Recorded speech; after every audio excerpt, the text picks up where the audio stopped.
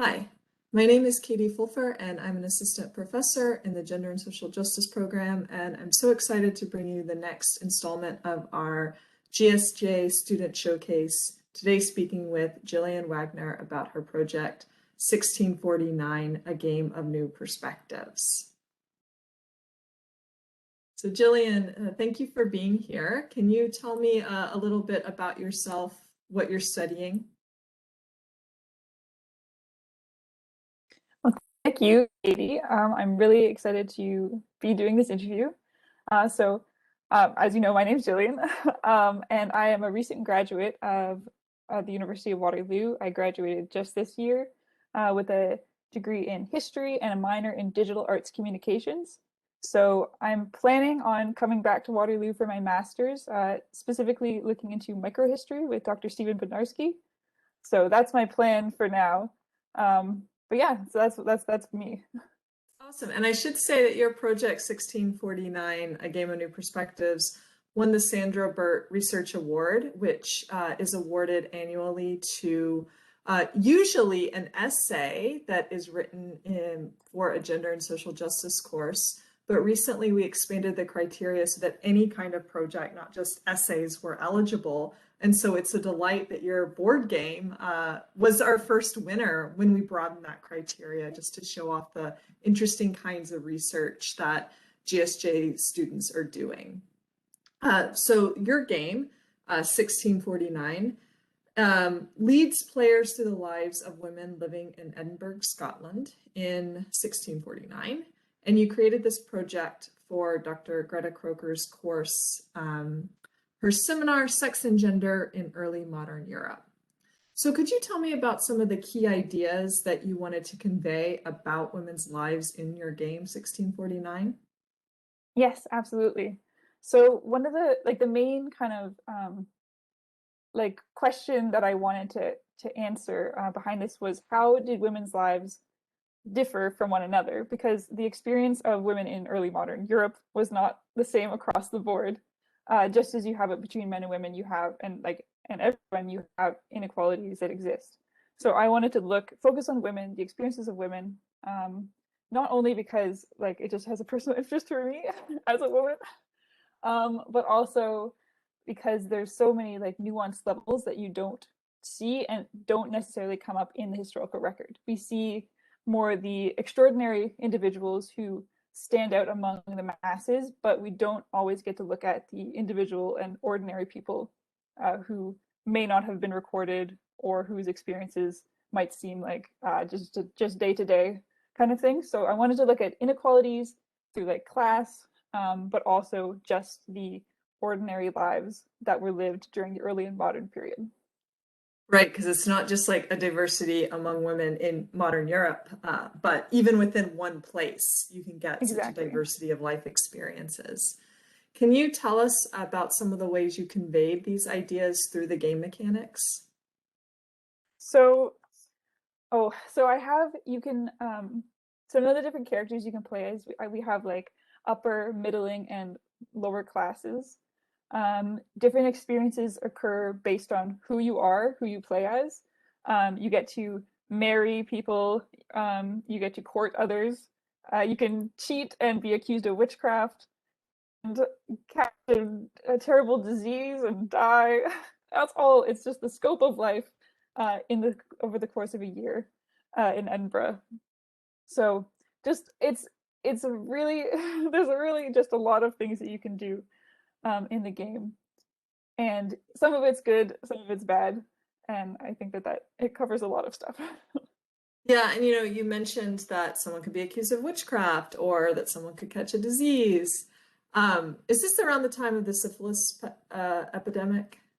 Yes, yep, Yeah, and yeah, which we get we talked syphilis. about with Beatrice in our other showcase video that we have online right now.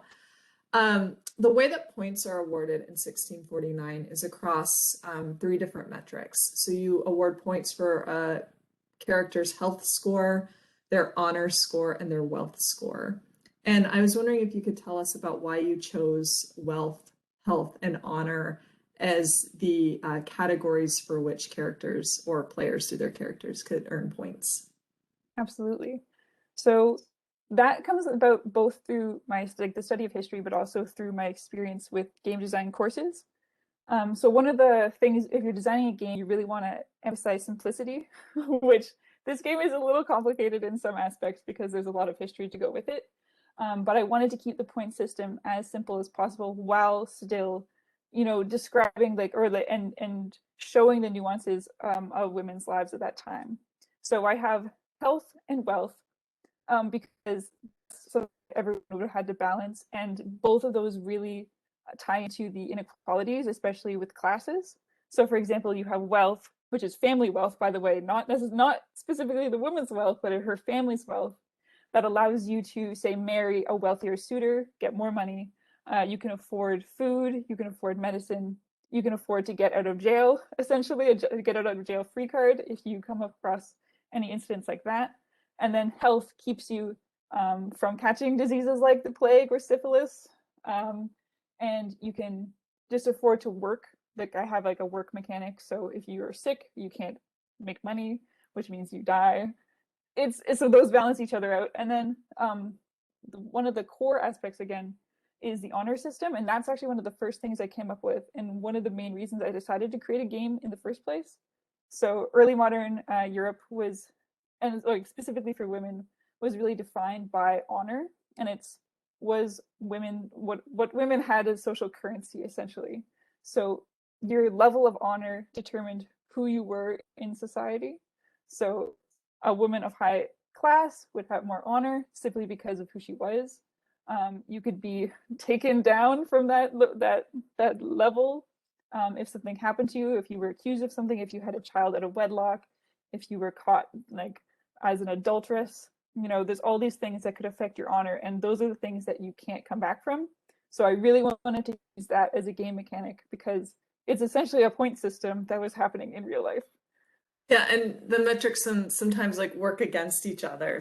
Yes. I noticed in the like as you're drawing cards and going through the different events in the women's lives, like sometimes things might be beneficial in one metric but detrimental in the other. So it managed to capture that complexity for me at least.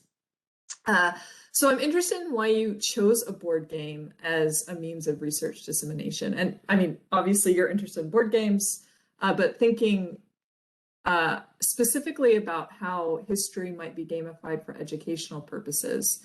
Why did you choose this method of research dissemination? And can you speak to some of the strengths and the limitations of gamifying history? Absolutely. So I like to approach history in kind of an interactive way. I worked in interpretation in museums a lot, and I find that that's a really great way to get people interested in history. So while this has a lot, I know I say a lot, I had like over 100 citations of research behind it, I did want to make it for people who weren't necessarily in this field of study.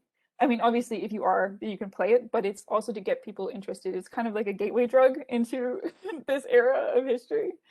So that's one of the things that gamification really has a strength as, is getting people interested in something, because we as researchers can get really bogged down in the details. But if you're trying to explain that to someone, they might not want to read like a 300-page paper on this subject. Sometimes, or even a 20-page paper. Yeah, even a 20-page one. Sometimes I don't want to read that either. So it's, again, definitely about making this accessible for not just academics, but for the general public. And again, like games and play are really great teaching tools because they really help you get immersed in a set of rules, a story, a narrative, whatever it is, in a really kind of tangible way. And one of the things I found too was that it kind of creates a safe space for people to discuss this, where it's not, I mean, it's serious, but it allows for questioning of things and for you to have fun and engage with the material in a way that you wouldn't get from just reading a paper. You also, I mean, one of the things that struck me in your footnotes is you also mentioned decisions that you had to make about simplifying some of the complexity of your source material to make the game mechanics work. So I think wages there's one example, I think it was around wages, where you said, you know, I kind of had to treat the wage for this kind of work in this way, but actually there was a lot more a broader range of wages. But you know, yeah, did you have anything that you wanted to say about some of those decisions that you made, Yes, yeah, or I don't know if and that would be one of the limitations of gamifying history, or if there were other limitations that, you know, your footnotes were really thoughtful, not just about like the strengths about why to do this, but also to think critically about what you're doing, not just take it as received wisdom. absolutely. And yeah, like I would say like the simplification, it's kind of hard to say if it's necessarily like, I mean, it's a drawback, but again, it plays into the accessibility. Yes, the wages was a very complicated part for me, even as a like designing the game itself. Um, so yeah, some of the things like almost artistic liberties in a way I had to take, but you see that with a lot of different games based on history. Like I take in my paper I mentioned like Assassin's Creed. There's obviously the artistic liberties taken, but it can still be used in a way as a teaching tool. So you can learn about the past, but enjoy like kind of the fictional narrative aspect as well. And because if I had added in an accurate money system, I don't think anyone would have wanted to play it. So Yeah, and you gotta yeah, roll with that. maybe it's not unique to board games, because I was thinking about, you know, the difference between teaching a 400 level seminar and a 100 level intro class. And you go into much more nuance and depth and detail in the 400 level seminar. It's usually much more focused. So maybe the kinds of decisions that you had to make in these trade-offs aren't so different than what professors or other educators have to make when they're working in other mediums to make an idea accessible in a given amount of time. You're going to be covering over some complexity. And again, I really appreciated all those footnotes where you could elaborate a little bit on some of that. You know, you mentioned that you wanted the players to think and reflect about what these women's lives would be like, about the interactions between class, reputation, and so forth. You did include reflection prompts for your players to discuss once the game ended. Could you talk about, and you said that this was something that you added during or after playtesting. Could you talk about why that reflection component was really important to you to include in this game? Yes. So this game is meant to be a teaching tool, as I said, a gateway drug into this. Um, and the first playthrough I did with my roommates, who were all very helpful in creating this game. The game kind of ended, and then we were all sitting around like, okay, so what did you learn? And me just saying that, I'm like, it's not gonna create discussion if I just ask that as the playtester. I need to have something in the game for people to actually say like, oh, I learned this, I understood this about the dynamics and relationships and everything. So I added those questions in, essentially to ask the so what about the game, because I think that's a really important thing for us as like historians or researchers to remember. And it's a really important rule to follow, I found, in interpretation of history in general, because you have all this information and all this great research, but if you're presenting it to an audience who doesn't have the same level of like perhaps obsessive interest in the subject, you really have to ask, so what? Why does this matter to me? Why does this matter to my audience? And having these questions and helping your players connect with the material in like a meaningful way. So saying like, what was the hardest part of your life in this game? Why does that matter? I think is really important in, you know, like getting the message and the information across, because it's not, I mean, it's a game about history, but it's also a game about making connections and understanding different perspectives and really like immersing yourself in these almost universal kind of experiences, um, so that way you can connect the past with the present. But again, like with a lot of attention to differences. I mean, you had servants, you had middle class people, you had upper class people, like a whole range. I think you had 9 characters, is that right? Each with Yes. a distinct story behind them. So I think you did manage to capture a lot of complexity that can speak to the way that these intersections of gender and class and race come together in different people's lives. Is there anything else you wanted to say about 1649 before we wrap up? If you ever feel like creating a board game, know that there's a lot of work involved with it. It's a lot more complicated than you might think. Yeah, it was such a delight to have this project win the Sandra Burt Award. The amount of research that went into it was evident, not just from the footnote documentation, but the thoroughness and the reflexivity about the historical sources, how they were presented, using gamification was very impressive. So congratulations on winning this award, Gillian. Thank you so much for your time. And I wish you all the best in the future. Thank you so much.